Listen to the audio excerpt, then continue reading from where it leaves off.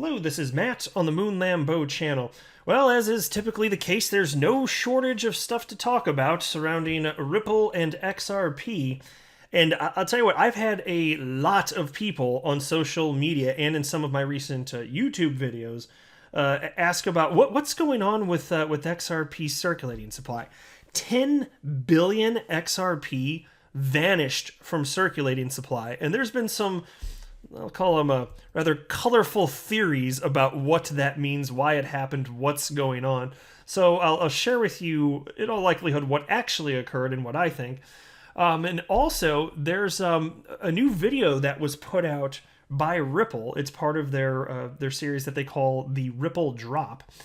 And I want to share with you some comments from Ashish Burla, who is now, he's recently promoted to Ripple's RippleNet's GM, general manager, and he's one of the original Ripple employees. I mean, he's been around basically since day one, if not actually day one. I can't remember if he was literally there from day one or not, but he talks about all sorts of interesting things. And so I'm going to play actually a very short video clip, but he's talking about like what can you expect from XRP and on-demand liquidity utilizing XRP, and what are their customers actually saying? Because I'll give you a small spoiler here, like, the customers of Ripple that are utilizing on-demand liquidity, which means XRP as a bridge currency, like, the word is spreading. Like, they're getting more customers utilizing this because their existing customers are very happy with it. That's what you want to see, because if you're talking about long-term viability of a crypto, I mean, that's an interesting topic. I'm happy to talk about it more. It's going to matter. Utility matters and will win the day. I just don't think that it matters sufficiently this particular market cycle. But before we go any further, I do want to be clear. I don't have a financial background of any kind. I am not offering financial advice. And you should not buy or sell anything because of anything that I say are right. I'm just an enthusiast making YouTube videos as a super duper fun hobby, but that is all that's going on here. And so here, let's highlight CoinMarketCap. Here you can see you got XRP, market price, all the regular stuff you might want to look at when you're looking at CoinMarketCap, the 24-hour volume, and then circulating supply, 35 billion. Oh, what? Well, that doesn't sound quite right. If you go to Live Coin Watch, you can see the circulating supply is 46 billion, which is accurate. Where the hell did the other 10 or 11 billion XRP go? Did somebody uninstall that? No, somebody did not uninstall it. Okay, that is not what happened here. I'll tell you what, I have seen some kooky stuff out there.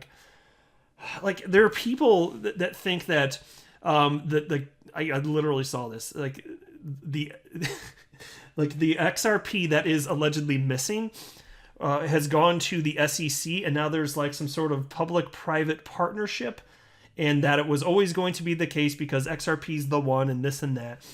And it's just like Looney Tune land stuff. Like it's truly bizarre stuff, some of it. Not everybody was getting quite out that far, but that is some bonkers ass stuff. Like, that really seriously is.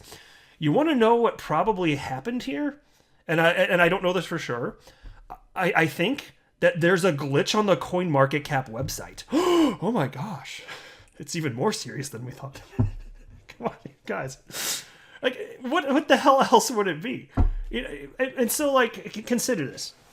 Once a cryptocurrency is like in circulating supply, I mean, unless they want to like change the way that they're tracking this stuff, like, once it's out in the wilderness, it's out in the wilderness. Are we going to consider, I mean, maybe they'll do, are they actually going to consider that XRP could no longer be in circulation if somebody else locks it up? Because, like they say escrow, like they pretend like escrow is a big part of the reason that the circulating supply is reported as it is. But the truth is, this is how they were reporting the circulating supply before that XRP went into escrow in late 2017. So whatever the reasons for them doing this, I don't think that they're being like they're equivalently tracking across the board. And it wouldn't be easy or realistic to, but still they're pretending this is what's going on. This is what you see from all the major platforms that are reporting on the prices of cryptocurrencies. it's not easy to track. So like, what about the escrow?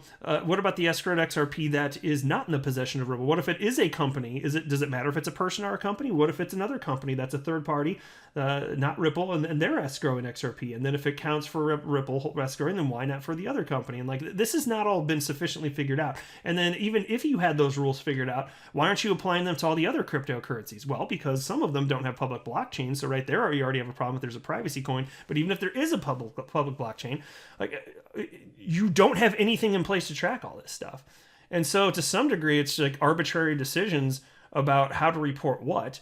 But are they actually going to like report based on a movement of XRP that now 10 billion less XRP is in circulation, that's locked up? Like, what does Ripple have? Like, what's...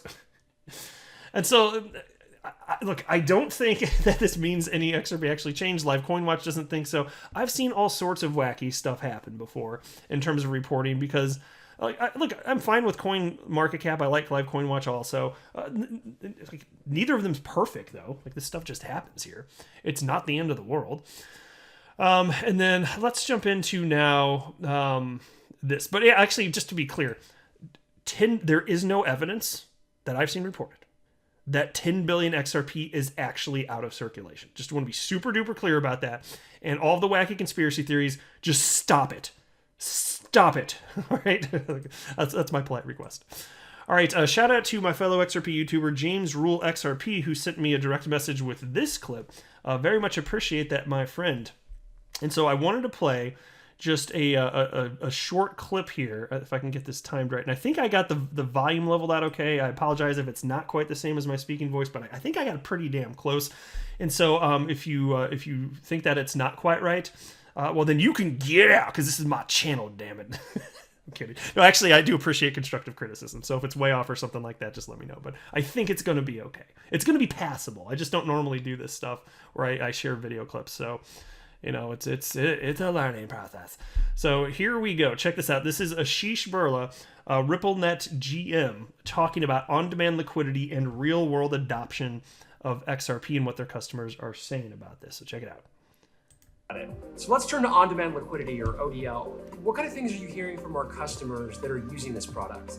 Yeah, so what was interesting about that is that other customers started hearing about ODL by word of mouth. And it was actually the CFO at other customers that was hearing about some of the benefits of ODL, that you can use it to source liquidity 24/7. Whereas the old world, you had to do it within business hours, Monday through Friday.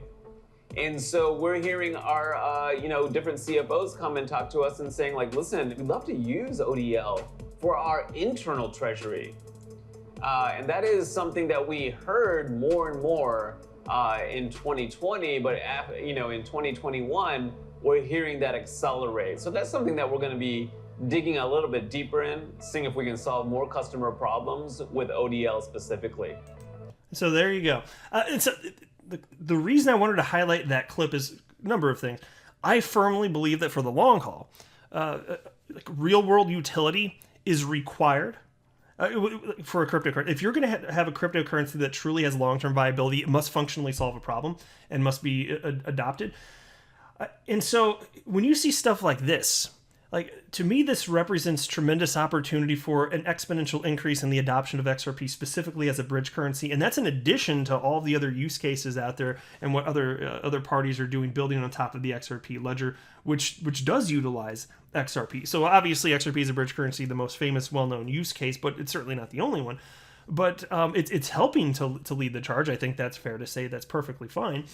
But that's why I keep thinking back to when you talk about what's happening today with the rampant speculation, which is that's also in Looney Tunes land as far as I'm concerned. Like, I'm here for that. I was counting on that happening. I waited patiently and purchased during the bear market so that I could ultimately enjoy that, and now we see it popping off here. And while this is great in terms of having an opportunity to make absurd returns that you could not get anywhere else on the planet, while that is great, and it's really great, in terms of long-term viability. You have to ultimately solve a problem.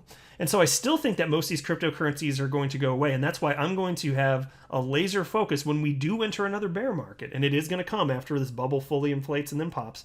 I think we'll probably, decrease in price probably for a good year or so. I'm going to have a laser focus on watching what happens. Because I'm telling you, if a lot of these cryptocurrencies actually go to zero, like where's that money going to flow? And so I think that XRP is supremely undervalued because the market is not appreciating utility now. And so if a bunch of these other projects, because there's like over 8,000 cryptocurrencies, let's say the vast majority of them go away, well, the crypto asset class isn't going away. Where's the money going to flow? What is it going to flow into? And that's why I say if XRP is going to be around for decades and globally adopted, decades or longer, over 100 years, 200, whatever it is, like how could it not be worth like an incredible amount higher than what we're seeing today? I don't know what that number is going to look like, but if and I recognize it's an if, but if it does continue to be adopted in that way, and it's adopted globally, even just as a bridge currency with that use case, that alone, like that's going to instill confidence, and then people will still speculate on it. It's not like because of utility, a price is magically baked in. That's not how this works. People will still be speculating. It will always be humans that determine what a price is going to be for an asset. But still, I think the money's ultimately going to be corralled into where the utility is, and then on top of that, you'll still have idiot speculators, just like you see in the stock market. It's going to be like that.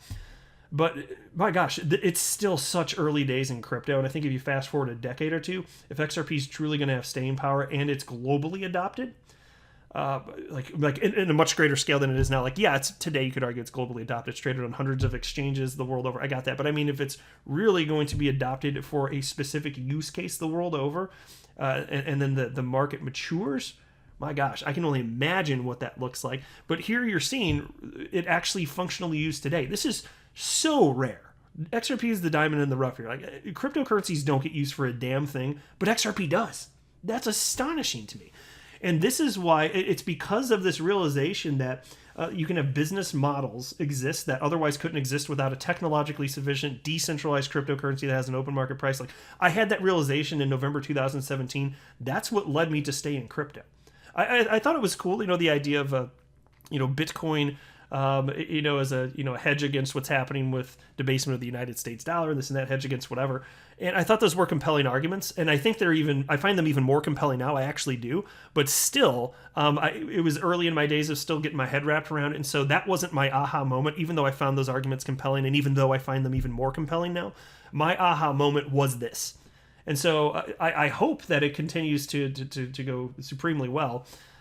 It is to this point, other than what's happening with the SEC, but outside of that, it's incredible seeing all of these developments here. So that's why if you just wait, because eventually there's going to be a bear market where the vast majority of these cryptocurrencies that don't do anything do go away. And I don't know if it'll be this one. It could be. I'm not necessarily convinced that it will be, but maybe it'll be the one after that, which means it could be a decade from now. I don't pretend to know, but I'm going to watch this closely, because as soon as I see that, my gosh, especially if you're talking about being in a bear market, I could see a potentially purchasing a ton of XRP at such a point in time if things unfold that way. Because if I see that the world now cares about utility and we're in a bear market, which I believe will come around because the market cycles are a thing and that the crypto's not going away, my gosh. See, that's why it's really worth paying attention to crypto for the long haul. I hope all of you make a bunch of money if that's your plan this market cycle. But my gosh, even if you don't this market cycle, you got to understand, this is where the opportunity is in markets. The most money on the planet is going to be made here probably for at least the next decade compared to any other asset class. And I don't think whatever is number two, second to crypto, I don't think it's even going to be close, frankly. I really don't. I think that crypto is just going to dwarf whatever else happens. And the reason is there's so little money in it compared to any other asset class. So it doesn't take much money flowing in to get a doubling, tripling, quadrupling effect. What I'm saying is the cryptocurrency asset class, even at over $2 trillion in terms of market cap, it's the most illiquid asset class on the planet. And then you have individual cryptocurrencies that are that might have tremendous name, like even XRP. What is it now? Is it like 60 or 70 billion? I don't know. I didn't check before record. Or actually, here I can just pull it up. I am recording. Although I didn't make a mental note of that before recording is what I meant. But here you go, market cap 75 billion. Then you got Bitcoin over 1 trillion. look, if it's going to have staying power, you think that XRP is not going to be worth $1 trillion or 2 or 3 or 4. Of course, you're going to have some cryptos, I think, that have multi-trillion-dollar market caps. I just don't think there are going to be that many of them. But we'll see. Let me know what you think in the comment section below. I think this is a fun thing to talk about, but I will wrap up there. Excuse me. Whoa. Shut up, Moon Lambo. I am not a financial advisor. Do not buy or sell anything because of anything that I say or write. That would be a very, very, very bad idea. Until next time, to the Moon Lambo.